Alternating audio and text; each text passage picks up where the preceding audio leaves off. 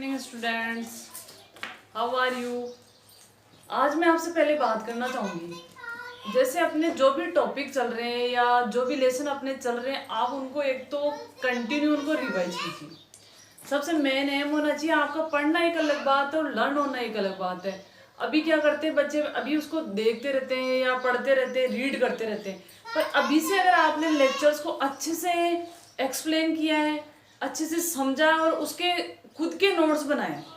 देखो एक्चुअल में क्या होता है, नोट्स तो इजीली कहीं से भी अवेलेबल हो जाएंगे आपको, पर नोट्स होने से ही कुछ नहीं होता। नोट्स को अपना बनाना जरूरी होता है। अपने का मतलब जैसे आपके पास जो भी टॉपिक है उस, या फिर आपने खुद ने नोट्स प्रिपेयर किए या कहीं से आपने नोट्स, वैसे मेरा तो यही कहना है कि नोट्स सेल्फ बनाइए, वो ज़्यादा बेटर था। टीचर है वो आपको एक्सप्लेन कर देंगे, या कहाँ से भी, जैसे भी आपको कोई टॉपिक समझ में नहीं आ रहा, कहीं से भी आप उसको समझने की कोशिश कीजिए, किसी की हेल्प से कीजिए, खुद से किए। पर नोट्स होंगे उसमें कुछ अंडरलाइन कीजिए, उसमें कुछ एक्स्ट्रा पॉइंट लिखिए। तो नोट्स होने से कुछ नहीं होता, नोट्स को अपना बनाना जरूरी होता है। तो अपना जो पहला चैप्टर चल रहा है, फर्स्ट लेसन जो चल रहा है, उसमें अपन ने देखा एसेक्सुअल रिप्रोडक्शन, सेक्सुअल रिप्रोडक्शन। इसके अलावा भी सेक्सुअल रिप्रोडक्शन में अपना जो टॉपिक चल रहा है प्री फर्टिलाइजेशन, फर्टिलाइजेशन और पोस्ट फर्टिलाइजेशन। प्री में देखा कौन कौन से इवेंट्स होते हैं, फर्टिलाइजेशन फेज में देखा कि फर्टिलाइजेशन हुआ, उसके बाद गैमेट्स का फॉर्मेशन हुआ, एम्ब्रियो का फॉर्मेशन हुआ। अब लास्ट में अपन ने देखा कि जो गैमेट्स का फॉर्मेशन होता है, गैमेट्स से एम्ब्रियो का फॉर्मेशन, जाइगोट का फॉर्मेशन होगा, जाइगोट से क्या होगा, आपका एम्ब्रियो का फॉर्मेशन होगा, और एम्ब्रियो में फर्दर डिवाइडेशन होगा, डिवीजन होगा, सेल डिवीजन होगा। उससे क्या बनेगा, आपका जो भी आपका न्यू बेबी बॉर्न होगा, न्यूली बेबी का फॉर्मेशन हो जाएगा। तो अपन उसी टॉपिक को क्या करते हैं, अपन continue. So I discuss about embryogenesis और last topic in last lecture we discuss about embryogenesis. Embryogenesis, formation of embryo,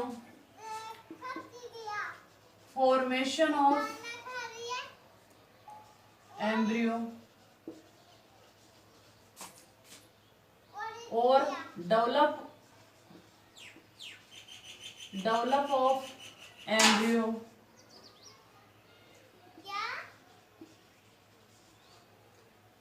by zygote, this process known as embryo. Embryo से जाइगोट से एम्ब्रियो का जो फॉर्मेशन होता है, उस प्रोसेस को क्या बोलेंगे अपन, एम्ब्रियोजेनेसिस। और एम्ब्रियो कैसा होता है, आपका 2n होता है। तो ये जो बेसिक फंडा थे इस चैप्टर में अपन ने देखे।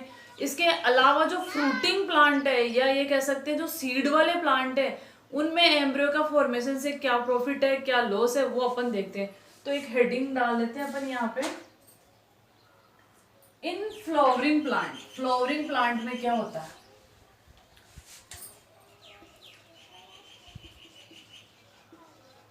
इन फ्लावरिंग प्लांट्स,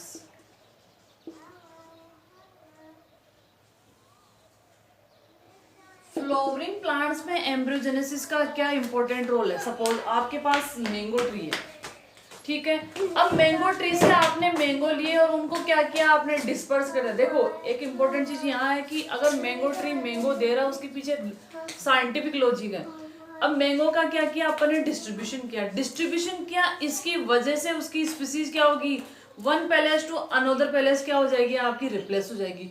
तो ये आपके सीड का फॉर्मेशन, या इम्पोर्टेंस ऑफ सीड और इम्पोर्टेंस ऑफ फ्रूट। सपोज किसी कहीं कोई भी प्लांट फ्रूट दे रहा है, सीड दे रहा है, या अदर पार्ट दे रहा है, तो अगर उसका डिस्पर्जन नहीं होता, तो उस प्लांट की क्या होगी, वैरायटी वहां तक क्या हो जाती है, आपकी कंजस्टेड हो जाती है, और अदर जो आपका एरिया वहां पे उसकी सप्लाई नहीं होती। इसीलिए जो फ्लावरिंग प्लांट है, वहां क्या होगा, आपका फ्रूट का फॉर्मेशन होगा।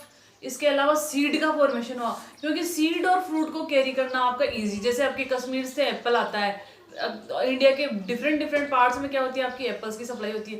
क्यों हो पाती है, क्योंकि वो प्लांट क्या कर रहे हैं, आपके फ्रूट का फॉर्मेशन कर रहे हैं और सीड का फॉर्मेशन होता है। तो ये है आपका इंपॉर्टेंस। तो इसमें कुछ टॉपिक्स अपन डाल लेते हैं, वो इंपॉर्टेंट है।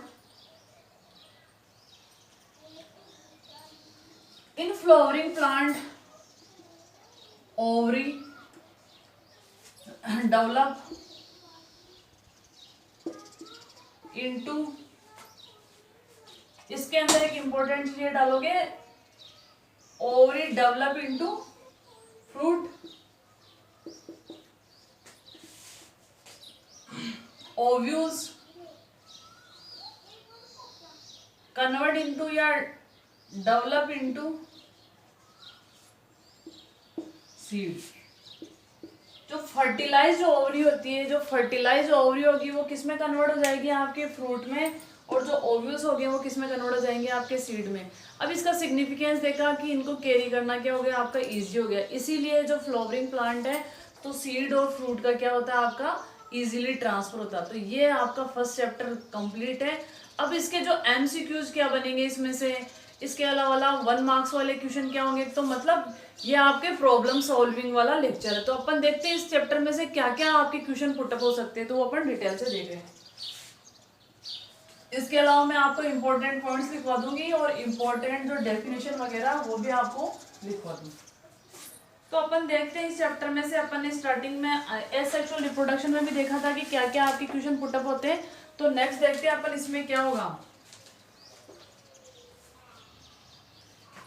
फर्स्ट क्वेश्चन है आपका, some organism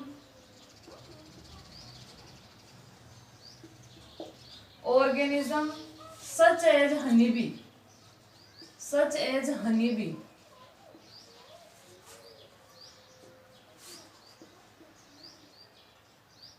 are called parthenogyny,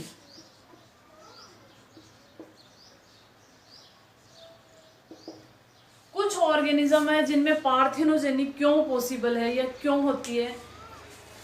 Some organisms such as honeybees are called parthenogenically develop होते हैं। Why, इसका क्या रीजन हो सकता है, तो इसका आंसर है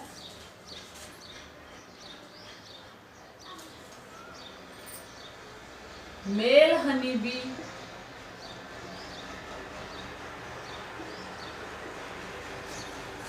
produced by unfertilized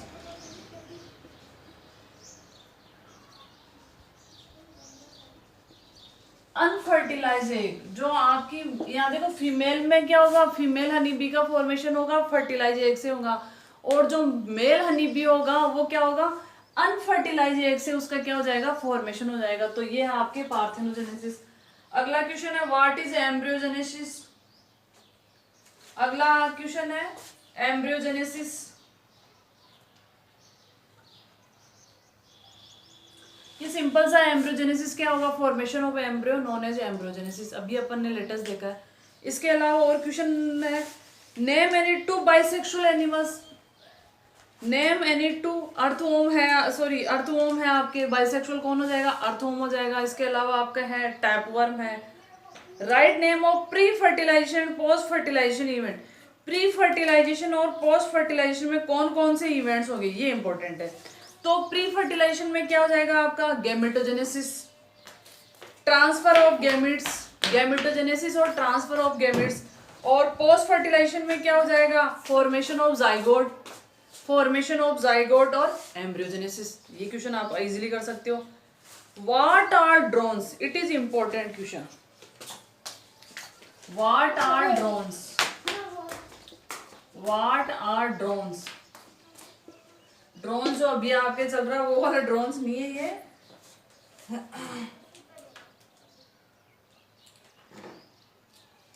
तो इसका आंसर है, मैंने पहले भी एक्सप्लेन किया था, drones are male honeybee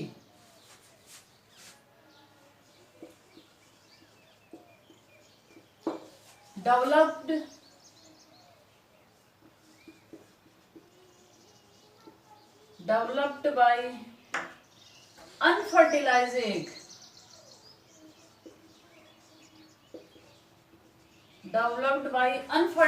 egg, male जो ड्रोन्स क्या होते हैं, मेल में या मेल हनीबी में जो अनफर्टिलाइज एग होते हैं उनसे जो मेल डेवलप होते हैं, या जो हनीबी है उनमें अनफर्टिलाइज एग से जो स्पीसीज डेवलप होती है, वेराइटी, वो क्या होती है आपकी मेल हनी बी, और इसी को अपन क्या कहते हैं, अपन ड्रोन्स कहते हैं। ठीक है, नेक्स्ट देखते हैं अपन।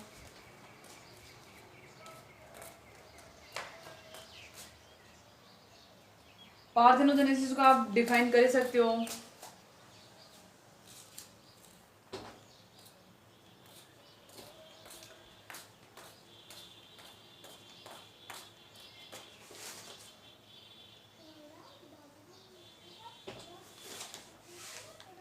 विच cell division is particularly called reductional cell division? कौन से सेल डिवीजन को अपन रिडक्शनल सेल डिवीजन बोलते हैं? तो ये है आपका अच्छा क्वेश्चन है। तो जो मियोसिस फर्स्ट होता है, मियोसिस जो फर्स्ट होगा वो कैसा होगा आपका? रिडक्शनल सेल डिवीजन होगा। मियोसिस फर्स्ट है वो कैसा होगा आपका? रिडक्शनल सेल डिवीजन होगा। तो ये आपको ध्यान रखना है। अब जो टर्मिनोलॉजी है, इस चैप्टर में क्या क्या टर्मिनोलॉजी थी वो मैं आपको अच्छे से एक्सप्लेन कर चुकी हूँ, और मैं इसको आपके नोट्स के टाइप में या मैं इसको पूरा बोर्ड पे एक्सप्लेन कर देती हूँ। ठीक है, तो टर्मिनोलॉजी देखते हैं अपन, क्या क्या टर्मिनोलॉजी आपके लिए इंपॉर्टेंट है उस चैप्टर में, क्या बेटर है वो आप देखिए। यहाँ से आपके 1 मार्क्स का और 2 मार्क्स का अच्छे से क्वेश्चन आप इसकी वजह से इजीली आप कर पाते हो। तो पहला है रिप्रोडक्शन। पहली टर्मिनोलॉजी है रिप्रोडक्शन। तो डिफाइन रिप्रोडक्शन। बायोलॉजिकल प्रोसेस, मैं पहले भी आपको बता चुकी हूं। बायोलॉजिकल प्रोसेस, रिप्रोडक्शन क्या है आपके? Biological process by which an organism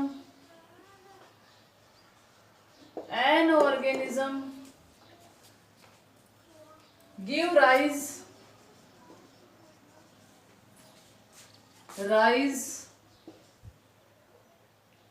to offspring,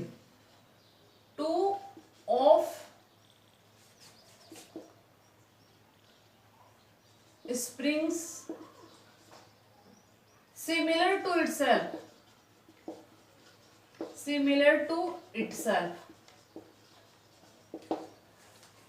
reproduction क्या एक बायोलॉजिकल प्रोसेस है। कोई भी ऑर्गेनिज्म क्या करेगा? अपनी जैसी न्यू ऑर्गेनिज्म का फॉर्मेशन करेगा, और this process known as reproduction. Next question देखते हैं अपन। Asexual reproduction. Asexual reproduction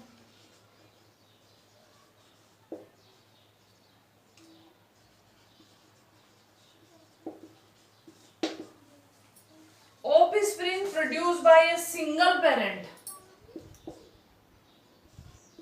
Offspring produced by single parent।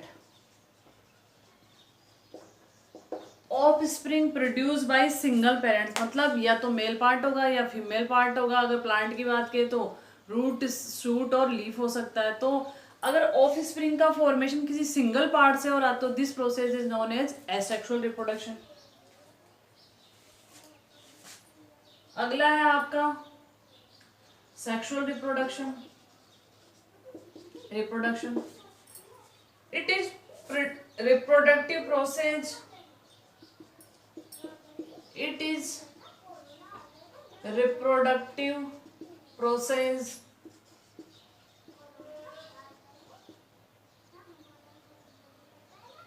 in which two, male और female दोनों, which two parents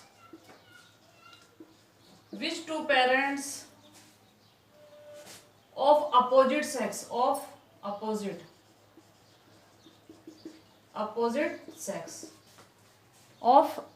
sex,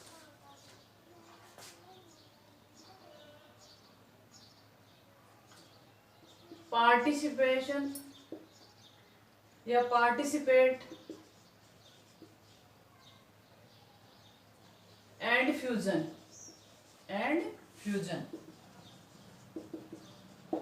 तो एसेक्सुअल रिप्रोडक्शन वो रिप्रोडक्शन है या वो रिप्रोडक्टिव प्रोसेस जिसमें क्या करेंगे, दो अपोजिट सेक्स के ऑर्गेनिज्म क्या करेंगे, रोल प्ले करेंगे और उनका फ्यूजन होगा और न्यू ऑफस्प्रिंग का फॉर्मेशन होगा। This process is known as sexual reproduction.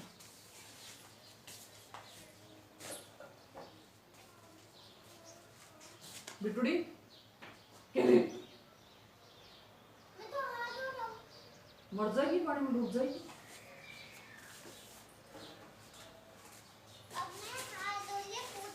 Next है फर्टिलाइजेशन। नेक्स्ट है आपका फर्टिलाइजेशन। फर्टिलाइजेशन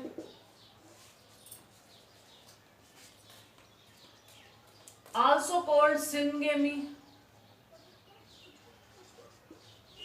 सिनगेमी क्योंकि क्या होगा, इसमें सेम गैमेट्स का क्या हो जाएगा, आपका फ्यूजन हो जाएगा। Syngamy it is the fusion of male and female gamete. It is the process of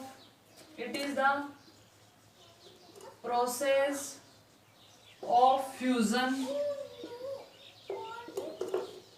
of male and female gamete.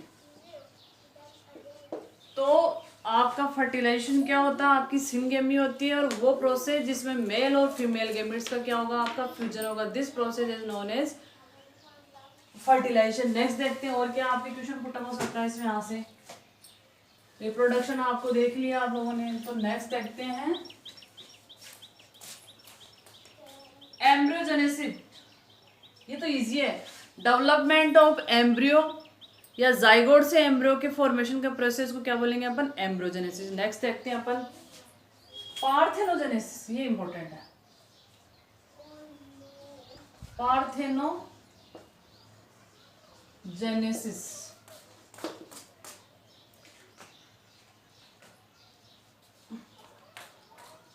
Development of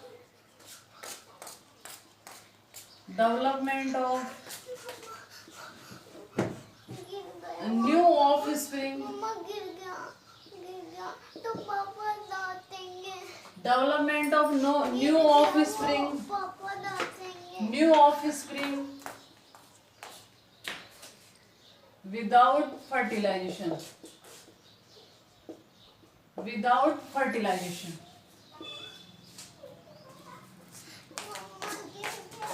वो प्रोसेस जिसमें क्या होता है, आपका फर्टिलाइजेशन नहीं होता, और उसकी वजह से या विदाउट फर्टिलाइजेशन की वजह से आपके एम्ब्रियो का फॉर्मेशन होता है, वो प्रोसेस क्या होता है, आपका पार्थेनोजेनेसिस। तो ये चैप्टर आपका कंप्लीट है।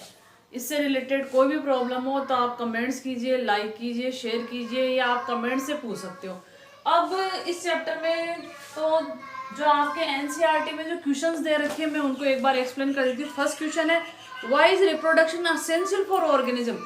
आपका रिप्रोडक्शन ऑर्गेनिज्म के एसेंशियल क्यों है, देखो, to maintain continuity of race, या जो स्पीसीज है उसकी कंटिन्यूटी के लिए रेस्पॉन्सिबल है।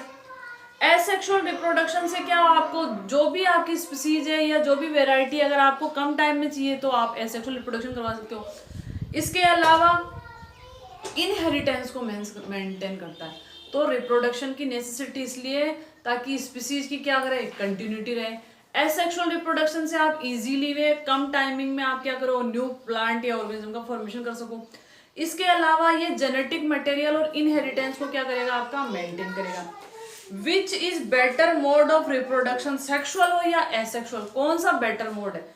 देखो यहाँ दो व्यूज हो सकते हैं। सेक्सुअल रिप्रोडक्शन में क्या होगा, आपके वेरिएशंस आएगी, जिससे आपको न्यू जनरेशन का फॉर्मेशन होगा और उसमें आपको बेटर कैरेक्टर मिलेंगे। तो ये इसका इंपॉर्टेंस हो। एसेक्सुअल में क्या होगी, आपको अगर स्पीसीज या जो भी वेराइटी चाहिए तुरंत चाहिए तो आप क्या कर सकते हो, एसेक्सुअल रिप्रोडक्शन की हेल्प ले सकते हो। Sexual reproduction is better mode of reproduction. क्यों सेक्सुअल रिप्रोडक्शन बेटर इसलिए है क्योंकि सेक्सुअल रिप्रोडक्शन में मेल और फीमेल का फ्यूजन होगा, और जो ऑफ स्प्रिंग होगी वो दोनों का रिजल्टेंट होगा, बेटर होगा, इसीलिए इंपॉर्टेंट है।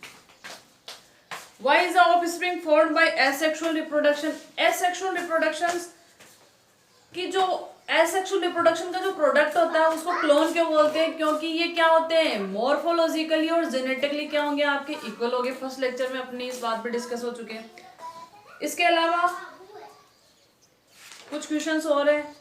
Progeny produce by asexual reproduction. Progeny मतलब आपको सेक्सुअल और एसेक्सुअल रिप्रोडक्शन में डिफरेंस आप इजीली कर सकते हो। इसके अलावा what is vegetative propagation, vegetative propagation क्या होता है, तो वेजिटेटिव प्रोपोगेशन क्या है, प्लांट्स में एसेक्सुअल रिप्रोडक्शन का एक टाइप है, प्लांट्स में क्या होगा आपके एसेक्सुअल रिप्रोडक्शन का एक टाइप है, और उससे क्या कर सकते हो आप, न्यू जनरेशन का फॉर्मेशन कर सकते हो।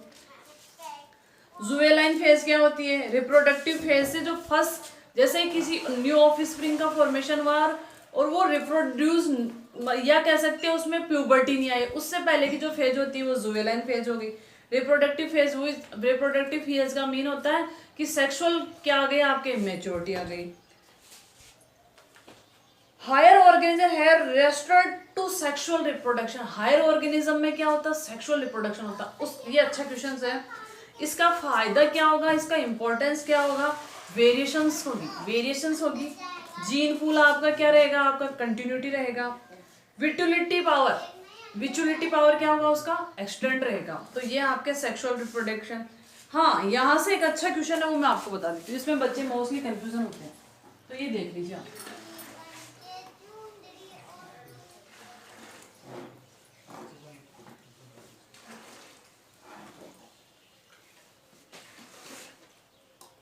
इसमें आपके पूछा गया है कि जो इनमें से हैप्लॉइड कौन है और डिप्लॉइड कौन है, तो वो अच्छा क्वेश्चन है। सबसे पहले ओवरी, ओवरी कैसी होती है,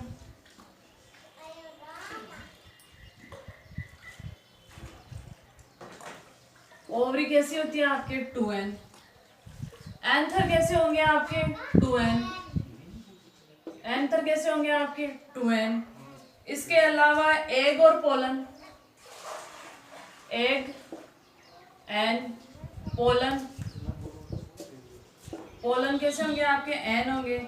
मेल गैमिट और फीमेल गैमिट,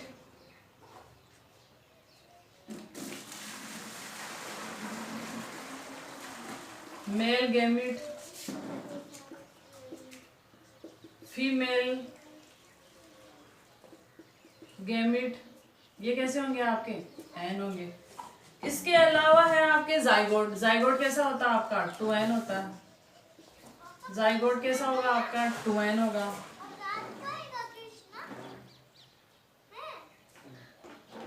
सेपल, स्टाइल और पेटल,